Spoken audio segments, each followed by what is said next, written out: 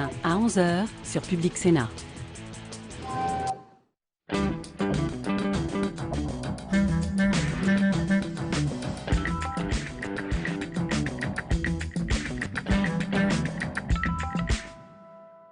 Ravi de vous retrouver dans Parlement Hebdo, 45 minutes d'actualité politique et parlementaire. Bonjour Mickaël. Bonjour Katia.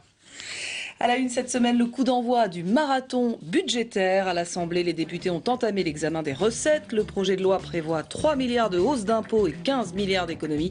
L'effort repose essentiellement sur les ménages. Nous prendrons la direction de Marseille pour la primaire socialiste en vue des élections municipales. Ambiance pour le mois électrique entre Samia Ghali et Patrick Minucci pour le débat d'entre-deux tours. Accusations en tout genre. La réconciliation prendra certainement un petit peu de temps. Et puis il y a un an démarrait un long bras de fer à Notre-Dame-des-Landes. D'un côté des CRS mobilisés sur la zone de construction du nouvel aéroport, de l'autre des opposants au projet qui tiennent bon. Un documentaire diffusé sur notre antenne revient sur cette lutte. C'est le plus de Parlement Hebdo. Et pour commenter toute cette actualité, bonjour Barbara Pompili. Bonjour. Députée écologiste de la Somme, coprésidente du groupe écologiste à l'Assemblée nationale, membre de la commission des affaires culturelles et de l'éducation. Alors je vous propose de regarder avec nous cette petite image qu'on va vous proposer. C'était votre première intervention dans l'hémicycle 24 juillet 2012. C'était aux questions d'actualité. Plutôt sage, peut-être un petit peu impressionné. Alors 1 an et demi plus tard, on va voir ce que disent vos confrères de vous, si vous le voulez bien écouter. Investie, engagée.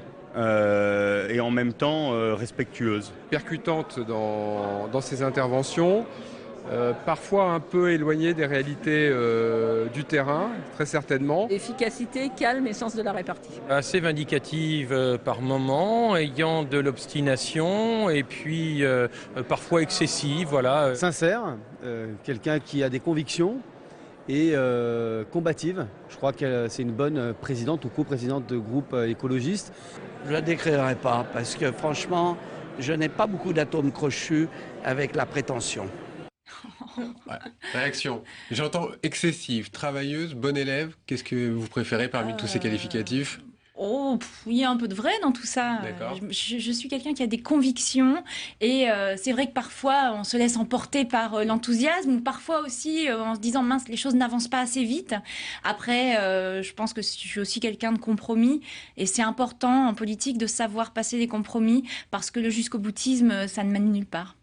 Alors Barbara Pompili, c'est parti pour une semaine très politique qui commence sur fond d'élections.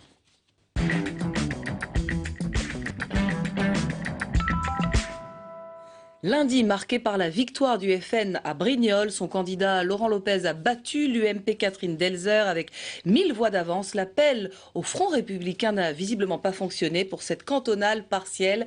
Pierre Lascar et Charles Villeneuve étaient sur place. La candidate UMP s'est voulue jusqu'au bout confiante et sûre de l'efficacité du Front républicain. J'attends la proclamation. Un combat n'est jamais perdu jusqu'à la dernière seconde. Delzer.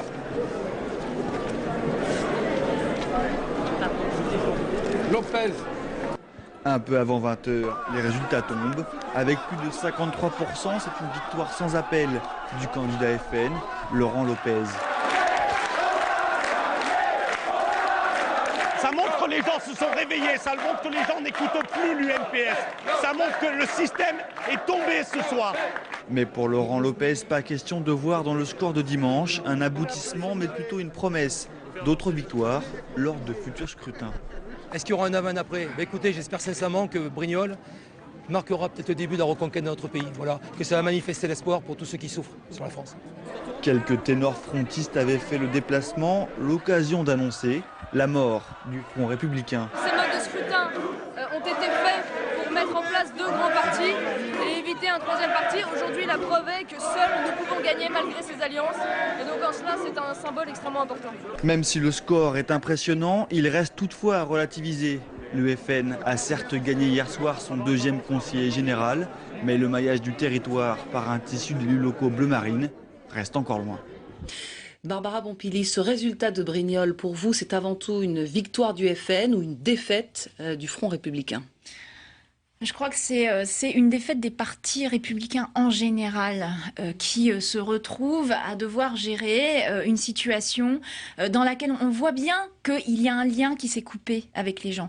Et moi, ce qui m'inquiète beaucoup, c'est quand je vois les réactions depuis cette élection, que ce soit à gauche comme à droite, où on a tendance à se renvoyer dos à dos, à s'envoyer des invectives les uns les autres. Je ne vois pas en quoi ces réactions politiciennes vont améliorer la situation. Donc moi, politique aussi, vous avez bien entendu, sûr. Vous avez bien entendu aussi ce qu'a dit le Parti socialiste. Si nous, Parti socialiste, nous ne sommes pas au deuxième tour, c'est à cause de nos alliés, c'est à cause du fait que vous, les Verts, vous êtes partis en solitaire. Mais les écologistes sont évidemment responsables de tout ce qui se passe de pas bien dans ce pays. Tout le monde est responsable. Je pense qu'on a une responsabilité collective et qu'il va falloir qu'on se pose des bonnes questions. L'avancée des extrêmes a toujours existé dans les périodes de crise. On est en période de crise, donc il y a déjà cet élément-là à prendre en compte. Face à cette période de crise, qu'est-ce que nous proposons comme réponse? Et c'est là où est le problème. Là, les réponses proposées par le gouvernement, ça ne va pas assez vite. Alors, il y a aussi une attente absolue. Et là, on sent que le gouvernement ne répond pas suffisamment vite aux attentes des gens. Donc ça, c'est le premier problème. Et l'opposition en face est tellement dans ces batailles internes, ces batailles de leadership, que ça profite au Front National. que les gens se disent mais l'opposition n'apporte rien non plus comme proposition pour régler nos problèmes. Ils sont centrés sur leurs problèmes et ils ne regardent pas nos problèmes.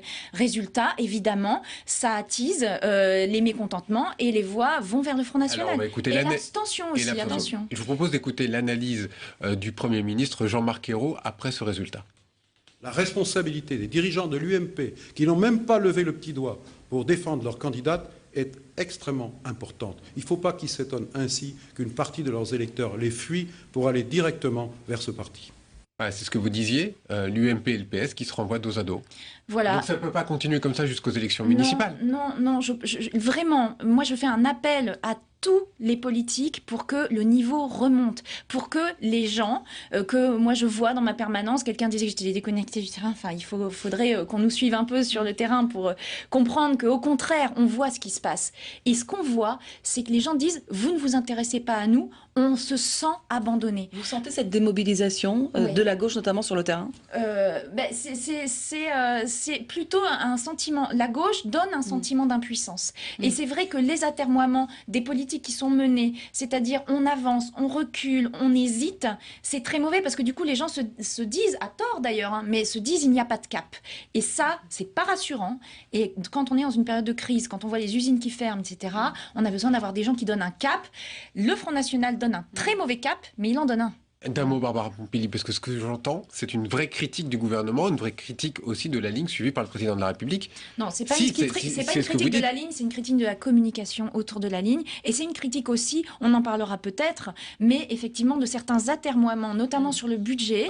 On va y dire longuement d'ailleurs. Voilà, notamment sur le budget, qui font que, vraiment, on a l'impression qu'il n'y a pas de ligne, alors que, encore une fois, ce n'est pas le cas. Mais certains éléments de communication font que les gens croient que on navigue à vue. Alors on va en parler, mais en attendant, une autre ville est sous les feux de l'actualité, Marseille, où a eu lieu la primaire socialiste. La sénatrice Samia Ghali a créé la surprise en se qualifiant pour le second tour, tout comme Patrick Mennucci. La ministre Marie-Arlette Carlotti a été éliminée. Un scrutin sur fond de soupçons et d'accusations. Oui, un débat pour le moins tendu entre deux tours, entre Patrick Mennucci et Samia Ghali. Je vous propose évidemment de regarder cet extrait qu'on va commenter ensemble. Patrick Mennucci a le soutien des élus, moi j'ai le soutien des Marseillais. Finalement, ceux qui leur ont expliqué pendant des mois et des mois qu'ils étaient des anti-systèmes, anti-magouilles, anti-discussions entre amis, c'est ceux qui sont en train de les pratiquer aujourd'hui. Moi je n'ai rien demandé à personne, je n'ai fait aucun arrangement avec personne, je n'ai absolument rien promis à personne. Les gens font ce qu'ils veulent. Et d'ailleurs, Jean-Marc Ayrault, oui. Et d'ailleurs, mais écoute, il vaut mieux avoir, tu sais... Jean-Marc Ayrault a promis. Je vais te dire une chose. Jean-Marc Ayrault l'a promis, dis-le, Patrick. Je ne sais rien. Il a reconnu, Eugène, qu'il a eu. Et toi-même, Patrick, tu as dit, oh, ils lui ont promis un poste de sénateur.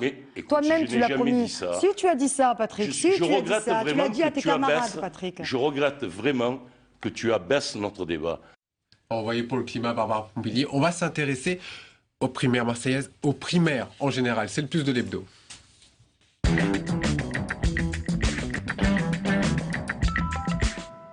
Au commenter notamment ce rôle des primaires dans la vie politique. Denis Jambard, notre éditorialiste, nous a rejoint. Bonjour Denis. Bonjour. Alors justement, ces primaires, vous l'avez vu cet extrait, hein, c'est assez significatif, c'est jamais un long fleuve tranquille.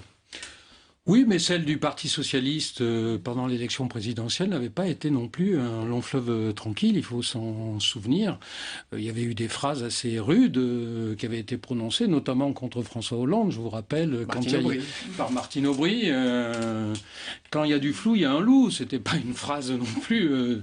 Est-ce que c'est si bon que ça, ces primaires, finalement? Moi, je crois que les primaires, c'est un progrès de la démocratie.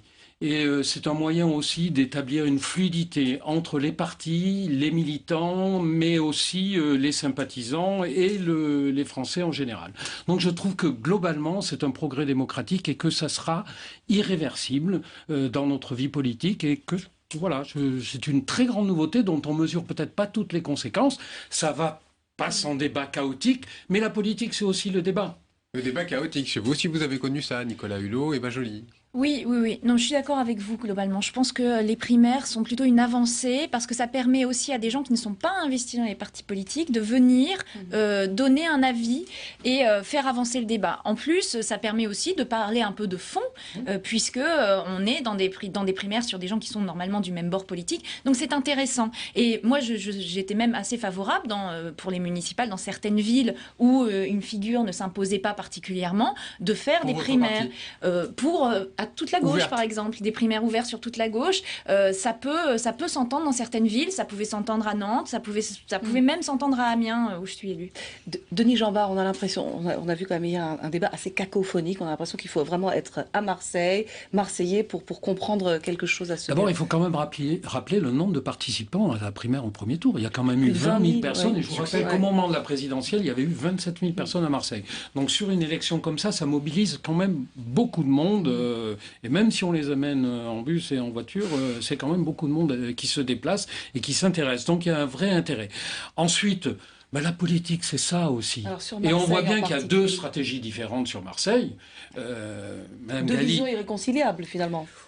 Ils se réconcilieront après l'élection. Vous savez, on en a tellement vu. Hein. C'est ça aussi le débat politique. On s'affronte, on se confronte et après on se retrouve. Ça laisse parfois des traces, mais pas tant que ça. Justement, ça laisse des traces. Nicolas Hulot, Eva Joly, on en parlait tout à l'heure. Là, c'est irréconciliable. C'est pas irréconciliable. Nicolas Hulot a mal vécu ce qui est arrivé et aussi le fait que nous, justement, on avait une primaire ouverte, mais où finalement, peut-être qu'on n'a pas réussi à attirer suffisamment de monde sur ces primaires. Parce qu'on n'est pas un aussi gros parti que ça. On n'a peut-être pas aussi, en termes de délai, réussi à faire comme il fallait. Enfin, c'est un début, les primaires. À mettre en place des primaires, c'est pas évident. Mais en ce qui concerne Marseille, je pense qu'il y a aussi un arrière. Il y a quand même un lourd passé politique à Marseille. Il y a quand même le système Guérini qui perdure, qui n'a jamais été vraiment soldé, c'est le moins qu'on puisse dire, puisque M. Guérini est toujours là. Donc ça crée des tensions, et on voit bien que là, ce qui est en train de ressortir, c'est toutes ces tensions-là, quelque part. Est-ce que c'est pas plutôt une bonne chose que finalement on purge un peu tout ça? Je pense que c'est plutôt une bonne chose, et que les arbitres soient les Marseillais plutôt que de l'interne. Je pense que c'est une très bonne chose. Cela dit, je rappelle que sur Marseille, il y a aussi d'autres possibilités. Voilà, on peut aussi faire une respiration politique en votant pour Karim Zeribi, qui est qui lui aussi est issu des quartiers marseillais et qui a beaucoup de choses à proposer. Moi, je trouve que il y a aussi d'intéressant. Alors, il y a une confrontation, mais il y a aussi deux choix, deux lignes politiques qui s'affrontent. Et on voit bien d'ailleurs que Mme Galli, elle joue les Marseillais contre Paris. Mais ça, c'est une tradition. Il y a une identité, il y a un ADN marseillais.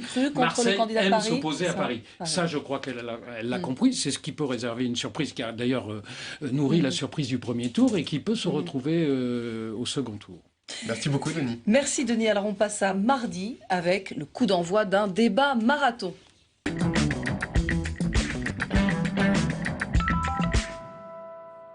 C'est un moment fort de la vie parlementaire. Les députés ont entamé l'examen du projet de loi de finances pour 2014. Ils ont commencé par les recettes, c'est-à-dire les impôts, les grandes lignes de ce texte, avec Elisa Bertolomé. Pas de pause fiscale en 2014. Le projet de loi de finances comporte bien 3 milliards d'euros de prélèvements supplémentaires. C'est essentiellement sur les ménages que va porter cet effort via une baisse du quotient familial ou le maintien du taux réduit de TVA à 5,5 %.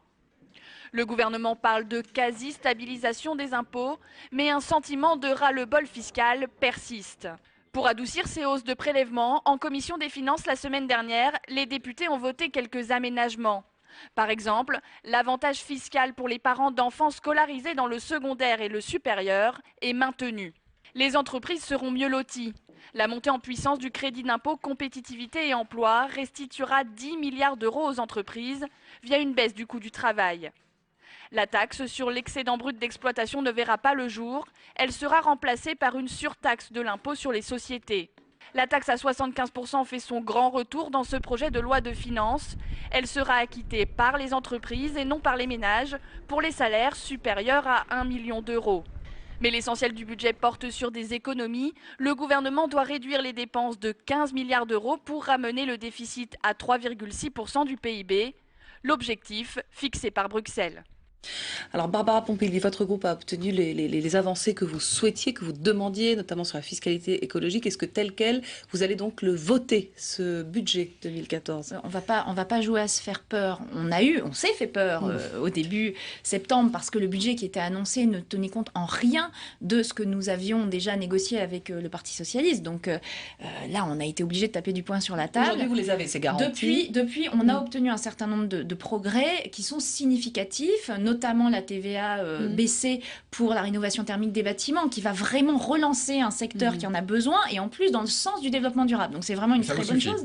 Non, c'est pas suffisant. On a réussi aussi à obtenir notamment des baisses un début de fiscalité qui s'appuie plus sur la pollution et moins sur les salaires, ce qu'on demande depuis très longtemps, de réorienter la fiscalité et qu'elle pèse moins sur les salaires. Et puis on a réussi aussi à obtenir des exonérations, des suppression d'exonération, par exemple sur les engrais qui avaient un avantage alors qu'ils étaient question très précise. Pour bénéficier de cette TVA sur la rénovation thermique, il a fallu ne pas augmenter la TVA sur les produits de première nécessité. Elle devait passer à 5%, elle reste à 5,5%. Oui. C'est quand même, il y a une contradiction pour ceux qui en ont besoin, pour le peuple tout simplement. On n'était pas d'accord, on a voté contre d'ailleurs le fait de rester à 5,5. Nous on pense qu'il fallait, à partir du moment où c'était annoncé... Il fallait bien vous contenter, il fallait bien vous faire plaisir et trouver des solutions. Il y a d'autres moyens de financer ça. Par exemple, il faudrait s'occuper du crédit impôt recherche qui pose de vrais problèmes d'optimisation fiscale, c'est-à-dire que c'est devenu une aubaine pour certaines entreprises alors que c'est pas ça l'objectif. L'objectif c'est de développer évidemment la recherche et le développement qui sont très importants pour avancer vers l'investissement et puis vers l'orientation vers d'autres modes de production. Mais ça, on peut le faire en ayant un crédit impôt recherche un peu plus calibré. Parce que pour l'instant, la manière dont il est calibré, on perd beaucoup d'argent, il y a beaucoup d'effets d'aubaine. Et ça ne bénéficie première nécessité, il ne fallait pas y toucher. Moi, j'aurais préféré qu'on n'y touche pas. Mais maintenant, 5,5. Attention, on n'est pas non plus sur une énorme différence. Moi, je trouve qu'à la limite, on n'aurait pas dû l'annoncer. C'est peut-être un signal. C'est typiquement ce que je vous disais tout à l'heure. Il y a un problème à Bercy. Et là, moi, je le dis au gouvernement, il y a un problème à Bercy qui balance comme ça des idées... C'est qui le problème exactement à Bercy moi, vraiment, je pense que ce sont les services de Bercy. Les services de Bercy. Les ministres. Mais non, parce que les ministres, on leur propose plein de choses. Le ministre ne peut pas être spécialiste de tout. Maintenant, je pense que les ministres doivent avoir une ligne et que Bercy doit servir cette ligne. Le fait qu'on balance comme ça des annonces, qu'on retire après, c'est pas, il y en a eu plein. Je pense à l'EBE, par exemple. Je pense aussi à ça. Ça donne cette impression dont je vous parlais tout à l'heure, d'une espèce de naviguer à vue et qui est très préjudiciable sur tout le monde. Donc, quand on annonce quelque chose, on s'y tient. Et là, le problème, c'est qu'on fait un pas en avant, un pas en arrière, un pas sur le côté, ce n'est plus possible et sur cette affaire de budget, ça pose des problèmes. Qui n'a rien à voir avec le budget, mais peut-être un petit peu, mais en tout cas avec l'économie. Vous allez nous dire si c'est préjudiciable ou pas. Cette nuit, a eu un accord entre EDF et Areva pour la vente de 2 EPR aux Anglais. Donc le nucléaire, encore du nucléaire, toujours du nucléaire, vous étiez contre. Il y a un coup de canif dans le contrat ? Non, là, nous, ce qu'on veut, c'est baisser la part du nucléaire dans l'électricité consommée en France. Donc, de passer de 75 à 50%. Voilà, passer de 75 à 50%. Et ce qu'on demande au gouvernement, c'est que dans la loi sur la transition énergétique qui va arriver au printemps prochain, que la trajectoire pour arriver à cet objectif soit expliquée, soit montrée dans le temps, qu'on ait un calendrier, etc. Et une méthode. Parce que pour l'instant, c'est un peu flou et c'est vrai qu'on avance et il faut que ce soit plus précis que ça. Alors on va parler également de la réforme des retraites que les députés ont adoptée, votée en première lecture et de justesse, 270 pour, 249 contre et 49 abstentions. Il faudra travailler plus longtemps, les salariés devront payer plus au titre des cotisations vieillesse et les retraités paieront davantage eux aussi. Première réforme d'un gouvernement de gauche. Barbara Pompili, pourtant les Verts se sont abstenus. Pourquoi ? Oui, on sait, ça a été douloureux pour nous parce que c'est vrai que on considère que c'est une occasion manquée, cette réforme des retraites. Il fallait remettre à plat le système, qui est un vieux système, qui est basé sur une économie et sur une période historique qui n'a plus du tout rien à voir avec ce qui existe maintenant. Donc, c'est une occasion manquée. Maintenant, après, il faut regarder le texte tel qu'il est. Qu'est-ce qui a manqué pour que vous votiez cette réforme des retraites ? Il y avait quelque chose en trop, c'est-à-dire qu'il y avait l'allongement de la durée des cotisations. Cet allongement de la durée des cotisations qui est complètement incompréhensible dans la mesure où on sait que maintenant, les gens à partir de 55 ans, il y en a énormément qui ne travaillent plus, qui sont au chômage. Il n'y a pas vraiment le choix. Donc ils ne peuvent plus cotiser. Enfin, on est sur un système absurde, en plus qui va certainement être revu puisque la mise en œuvre est prévue pendant très longtemps. Je pense que faire ça montrait qu'on n'avait pas voulu toucher au système et qu'on trouvait une solution qui était très mauvaise. Donc nous, on ne pouvait pas voter, rien qu'à cause de ça. Il y a d'autres éléments, mais l'allongement de la durée de cotisation, c'était pas possible de voter. Qu'est-ce qu'en dit la majorité socialiste quand vous vous abstenez sur les retraites ? Oh, ça les embête. Cela dit, on n'a pas voté contre non plus, même si on aurait pu se poser la question. L'abstention, c'est un entre-deux déjà. On n'a pas voté contre parce qu'il y a quand même quelques avancées. Moi, j'essaye de ne pas tomber dans la caricature. Donc, j'essaye de dire les choses. Sur la pénibilité, il y a un vrai changement d'état d'esprit. Ça va toucher beaucoup de monde. C'est une première en Europe, quand même. C'est une première en Europe et il faut le saluer. C'est pour ça que nous, on ne voulait pas voter contre parce qu'on ne voulait pas. On voulait montrer qu'on saluait cet effort-là. Mais le problème du financement des retraites n'est pas résolu et les solutions qui ont été trouvées ne sont pas bonnes. Puisqu'on parle d'avenir, la France, vous le savez peut-être, veut accueillir l'exposition universelle de 2025. Elle présentera sa candidature. 2 parlementaires soutiennent ce dossier. Les explications de Julie Hulin.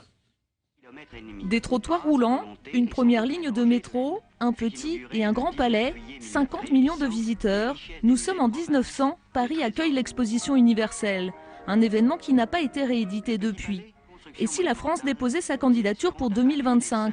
Une idée lancée il y a 2 ans par le député maire de Neuilly-sur-Seine, Jean-Christophe Fromentin. La France a besoin, peut-être aujourd'hui plus que jamais, de retrouver un élan, de se remobiliser, de se recréer un rassemblement. L'idée, c'est d'avoir un territoire de projet qui soit nouveau. Paris a été le territoire de projet des expos du 19e siècle. Le Grand Paris doit être le territoire de projet des expos du 21e siècle. Et le Grand Paris, articulé avec ses métropoles, avec les grandes métropoles françaises.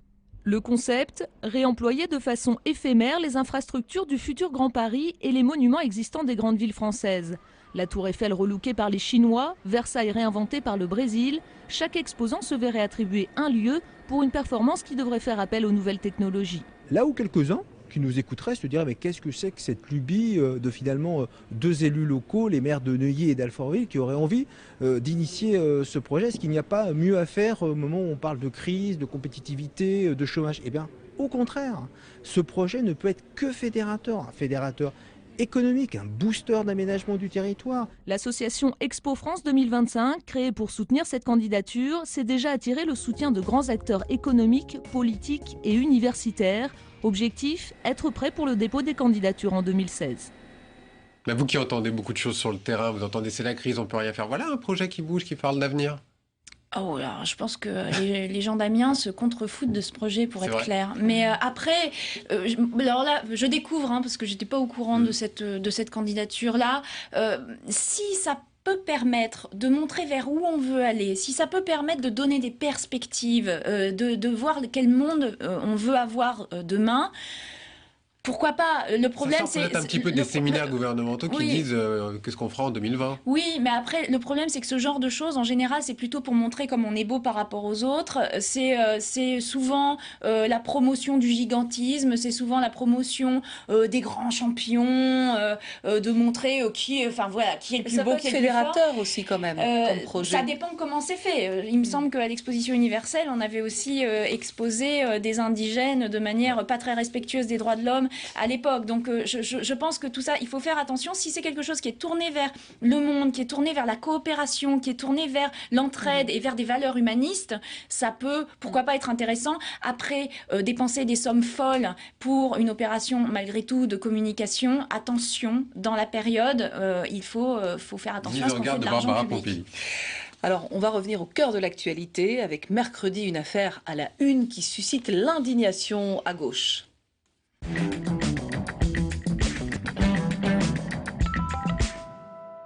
Leonarda, 15 ans, kosovar, interpellé pendant une sortie scolaire et expulsé vers son pays. Cela s'est passé le 9 octobre dernier dans le Doubs. Depuis, l'affaire provoque une tempête au sein de la gauche. Le ministre de l'Intérieur est mis en cause. Rabika. Tout a commencé à la sortie du Conseil des ministres. En l'absence de Manuel Valls en déplacement, Vincent Peillon a dû répondre aux questions sur les conditions d'expulsion de Leonarda, une kosovare de 15 ans reconduite à la frontière lors d'une sortie scolaire. Une sortie scolaire, c'est de la scolarité. Et notre règle, c'est qu'on n'intervienne pas lorsqu'il y a scolarité. Je demande donc qu'on sanctuarise l'école, qu'on garde nos principes de droit et nos principes d'humanité à l'avenir. Au Parti socialiste, c'est l'indignation. Après les propos de Manuel Valls sur l'impossible intégration des Roms, l'expulsion de Leonarda, scolarisée depuis 5 ans en France, provoque un tollé. Qu'on soit dans la majorité ou dans l'opposition, il y a des lignes rouges à ne pas dépasser. Or, on a dépassé la ligne rouge. C'est pas une expulsion, c'est une rafle, aller chercher un enfant dans son école. Et ça, la gauche ne peut pas signer ce type d'acte. Donc c'est inacceptable. Leonarda a été scolarisée. La famille de Leonarda est présente en France depuis 2009. Donc la famille de Leonarda était à 8 semaines de satisfaire aux critères de la circulaire de régularisation de novembre dernier. Il y a quelques années, quand ça arrivait, quand nous étions dans l'opposition, on était émus et souvent indignés. Et il n'y a pas de raison qu'on n'ait pas les mêmes sentiments quand ça arrive aujourd'hui. Le clivage est net. Du côté de l'UMP, on soutient Manuel Valls, ministre favori de la droite. On ne peut pas critiquer le ministre de l'Intérieur sur une expulsion. Il applique les lois de la République. Et si on commence à jouer à chaque fois en disant « mais elle était là depuis un certain temps », ce que je peux comprendre, à ce moment-là, il n'y a plus de règles. Dans l'après-midi, la polémique continue d'enfler et s'invite aux questions au gouvernement. Est-ce que pour colmater l'explosion de votre majorité, vous allez sacrifier un préfet de la République qui n'a fait qu'une chose, son travail? En fonction des résultats de cette enquête, Monsieur le Président de la Jacob, je prendrai toutes les responsabilités qui s'imposeront le moment venu. Et s'il y a eu faute, l'arrêté de reconduite à la frontière sera annulé. Cette famille reviendra pour que sa situation soit examinée, réexaminée en fonction de notre droit, de nos principes et de nos valeurs. L'enquête administrative ouverte par le ministère de l'Intérieur rendra ses conclusions dans 48 heures. Alors l'affaire est loin d'être terminée puisqu'on a appris que le père avait menti sur les origines kosovares de sa famille. Bref, rien n'est encore clair dans cette affaire. Il y a une enquête en cours. Quelle est votre position? Certains demandent des sanctions et notamment jusqu'à la démission de Manuel Valls. C'est ce que vous demandez vous aussi? Non, alors... Moi, je vois qu'on est en train de faire encore de la politique politicienne sur des sujets qui sont des sujets graves. Donc moi, j'essaye de regarder plutôt le fond de l'affaire. Le fond, c'est qu'on a des règles sur la politique d'immigration qui, à mon avis, sont plus très adaptées. Et de toute façon, quels que soient les résultats de l'enquête administrative, qu'il y ait eu ou non une faute, on voit que la manière dont ça s'est passé, ça nous interpelle tous. Ça nous interpelle tous parce qu'on est dans de l'humain, on est dans de la... Ce qui vous choque, c'est plus les conditions de l'interpellation de la jeune kosovare. Ce qui me choque, c'est que manifestement, on n'est plus dans un traitement humain des choses. Et ne jamais oublier, et ça, c'est l'affaire Leonarda qui l'a peut-être montré, mais on en a tous dans nos circonscriptions. Moi, j'ai une lycéenne qui s'appelle Nané, qui est dans dans la même situation, et d'ailleurs qui reçoit un soutien de tous les lycéens qui sont avec elle. Donc, on est face à des affaires humaines, et donc il ne faut jamais les traiter comme des affaires de chiffres, il faut les traiter comme des affaires humaines. Après qu'il faille des règles, je l'entends. Est-ce qu'elles sont encore adaptées? C'est à voir. Donc nouvelle circulaire peut-être? Peut-être. Le fait que pour demander une régularisation, des personnes soient obligées de payer 50 €, je peux vous dire que rien que ça pose un problème parce que des gens du coup qui n'ont pas, en général ils cumulent, hein, c'est-à-dire que ce sont des gens qui sont d'une extrême pauvreté, ils peuvent pas sortir comme ça 50 €. Donc on voit bien que on a des règles à revoir, mais surtout ne jamais oublier que c'est toute la misère qui s'exprime dans ces personnes-là qui cumulent généralement. Vous ne voulez pas parler forcément du ministre de l'Intérieur, oui ou non? Est-ce qu'il est remis en cause? Est-ce qu'il a bafoué les valeurs de gauche, comme on l'a beaucoup dit? J'ai pas envie d'en parler dans la mesure où tout le monde sait ce qu'on pense, parce qu'il y a eu l'affaire des Roms avant, parce que on voit bien que on est en train de déraper, parce que peut-être qu'on oublie.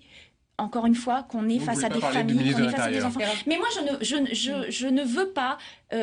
on est en train de crever de la politique politicienne. On est en train de crever des affaires des uns et des autres. Moi, je pense que Manuel Valls devrait se poser de vraies questions sur la manière dont il traite ses dossiers. Après, je ne veux pas hurler avec les loups, parce que je veux qu'on reste sur le fond des affaires. Est-ce que vous ne pensez pas justement donc que c'est à l'Élysée, ou Matignon en tout cas, de reprendre en main le dossier pour rédiger éventuellement une nouvelle circulaire claire et nette et dire franchement, donner vraiment franchement le ton sur la politique migratoire, voilà. Qu'on en tire des leçons, pour que ce ne soit plus possible, pour que des enfants qui sont scolarisés puissent continuer à être scolarisés.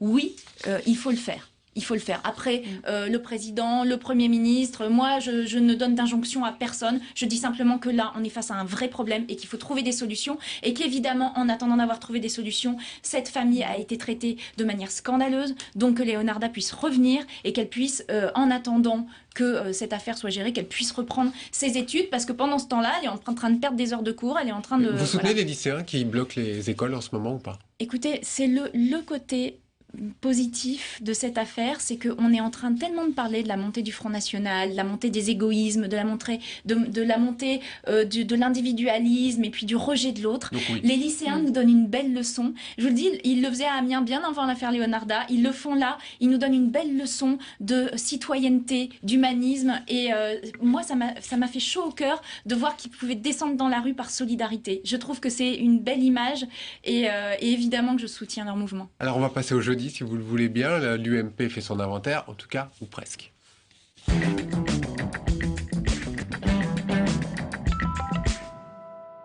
La réunion au siège parisien de l'UMP a bien eu lieu, mais pas l'inventaire du quinquennat de Nicolas Sarkozy, puisque la quasi-totalité des têtes d'affiche du parti manquait à l'appel. Le président de l'UMP, lui, était bien présent. Il a dit veiller au rassemblement. Écoutez.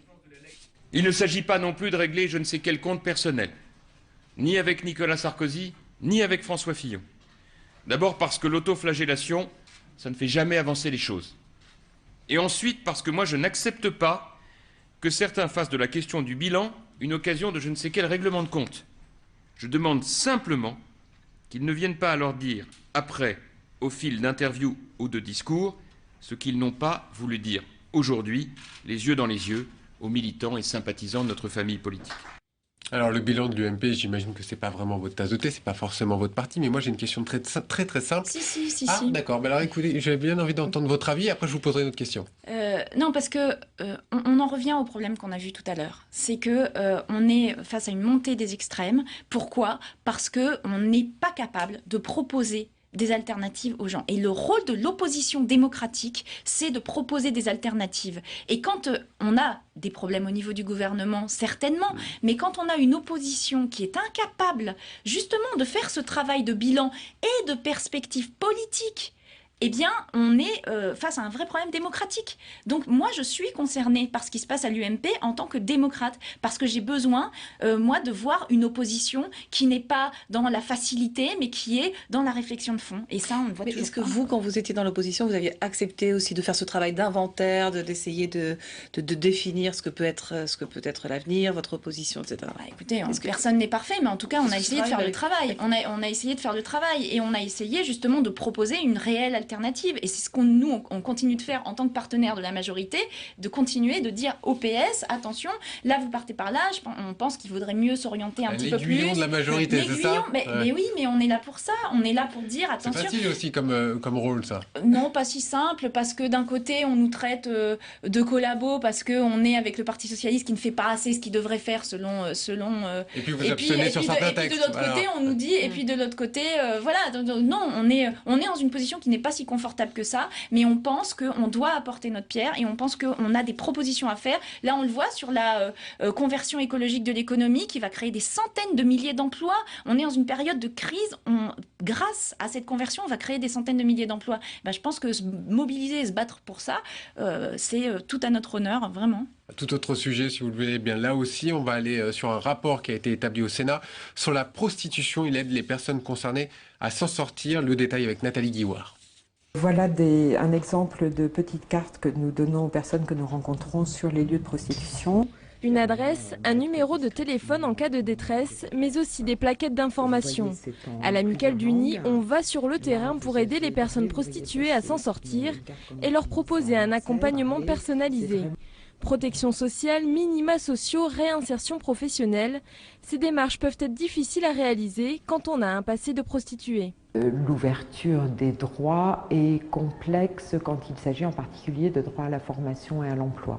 L'accompagnement vers la formation et à l'emploi nécessite un travail avec les institutions. Au syndicat des travailleurs du sexe, on considère au contraire la prostitution comme un métier normal. Mais on constate des discriminations au quotidien. Par exemple, accéder à des droits bancaires, le fait de pouvoir même ouvrir un compte ou le droit à l'assurance, le droit à l'emprunt, il peut y avoir des fortes discriminations. Le fait d'être travailleur du sexe, il y a plein d'administrations qui sont assez sceptiques ou qui n'ont pas forcément envie de rendre les services qui sont disponibles. Pour les sénateurs, les prostituées sont d'abord des victimes. Dans leur rapport, Jean-Pierre Godefroy et Chantal Joanneau veulent changer de regard sur la prostitution. Il faut faire jouer une présomption de victime quand on voit une personne prostituée. Et donc il faut l'aider à sortir de la prostitution, il faut l'aider à dénoncer son réseau. Donc il y a beaucoup de dispositions qu'on préconise, comme l'octroi d'un titre de séjour, comme une allocation temporaire, l'accès au logement d'urgence, un vrai système de protection de la part de l'État. Selon les sénateurs, il y a 20 000 à 40 000 personnes prostituées en France, dont la grande majorité est esclave de réseaux de traite. Alors dans ce rapport, il y a beaucoup de mesures pour accompagner les personnes qui se prostituent, mais pas de mesures de contrainte. L'arsenal législatif est absent, vous le regrettez ?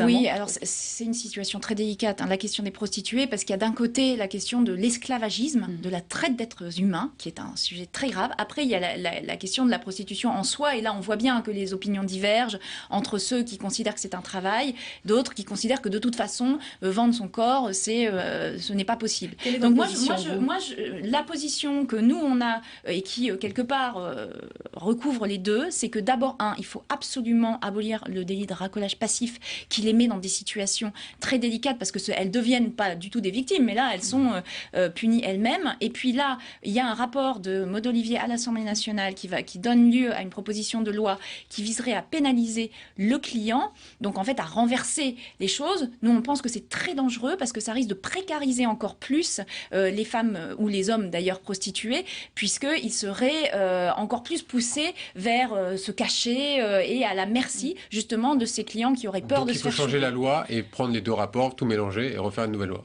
Tout mélanger, je ne sais pas. Mais en tout cas, la question des personnes prostituées doit sortir absolument des grandes théories et se confronter à la réalité de cette situation et aider celles qui veulent s'en sortir, celles qui ont envie de faire autre chose. Il faut les sortir du système où elles n'existent pas. Donc il faut qu'elles existent, il faut qu'elles soient reconnues, qu'elles soient aidées. Après, je pense que si on s'activait vraiment sur ce qui existe déjà dans la loi, c'est-à-dire la recherche, la lutte contre les réseaux mafieux qui gèrent les prostituées, je pense qu'on avancerait plus parce que la question des réseaux, pour moi, est un problème central. Barbara Pompili, on va terminer cette émission avec des images de Notre-Dame-des-Landes. Souvenez-vous, le mouvement a démarré il y a 1 an. C'est le plus de l'hebdo.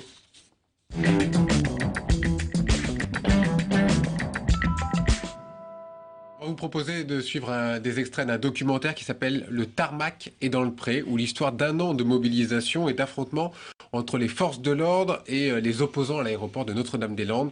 Une toute avant-première avec Simon Barbarie.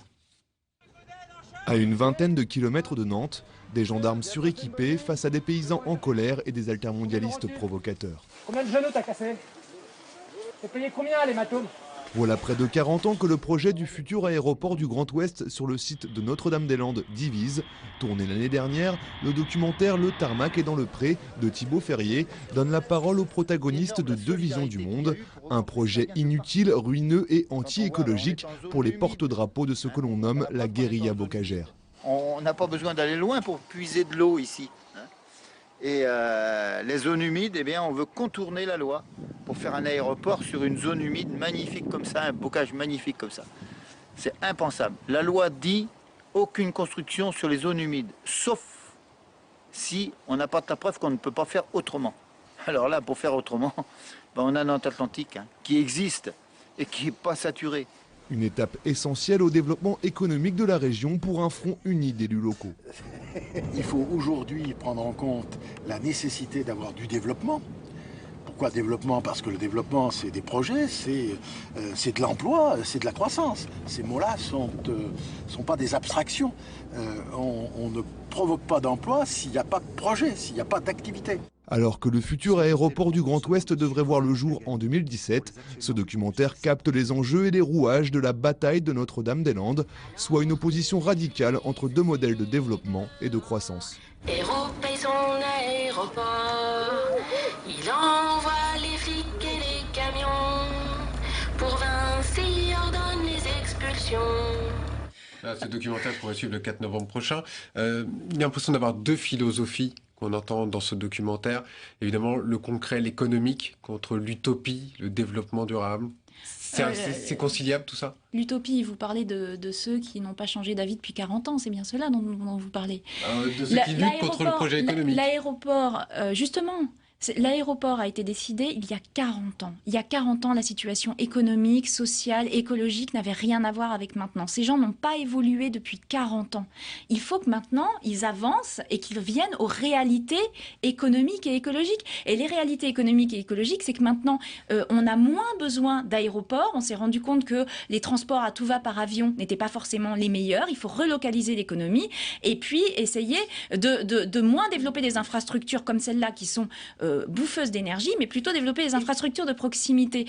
Encore une fois, qui est dans l'utopie et qui est dans le réalisme? Je pense que ceux qui sont restés sur des idées d'il y a 40 ans, le Concorde, tout ça, devrait se remettre au goût du jour. Pour vous, c'est deux réalités inconciliables, une réalité économique et écologique. Qui va gagner le bras de fer? L'économie ou l'écologie? Non. Alors ça, c'est la grande mode d'opposer l'économie et l'écologie. Alors comment vous réconciliez les deux? Mais c'est ce que je vous ai dit, la transition écologique de l'économie, les économies d'énergie, les énergies renouvelables, tous ces marchés-là, c'est des centaines de millions d'emplois, des centaines de milliers, pardon, de millions, peut-être pas encore. Restons modestes. Quel secteur économique actuellement a un tel potentiel de développement? Donc l'économie et l'écologie sont liées. Vous les soutenez toujours sur le terrain? Vous les soutenez toujours ou pas? Bien sûr qu'on les soutient toujours. On considère qu'ils ont posé une vraie question. Attendez, depuis le début, nous avons fait un accord de gouvernement en enlevant Notre-Dame-des-Landes de l'accord. On a depuis le début, établi un constat de désaccord sur cette position-là. Ça n'a pas évolué depuis. On considère qu'au contraire, les études qui sont menées actuellement, qui ont été commandées par le gouvernement, vont plutôt dans notre sens. Donc on voit bien que cet aéroport est inutile, coûteux, dangereux pour l'environnement. Donc, vous regarderez le documentaire. Message compris. Merci. Barbara Pompili d'avoir été notre invitée. On se retrouve la semaine prochaine, Katia. Bonne semaine à tous.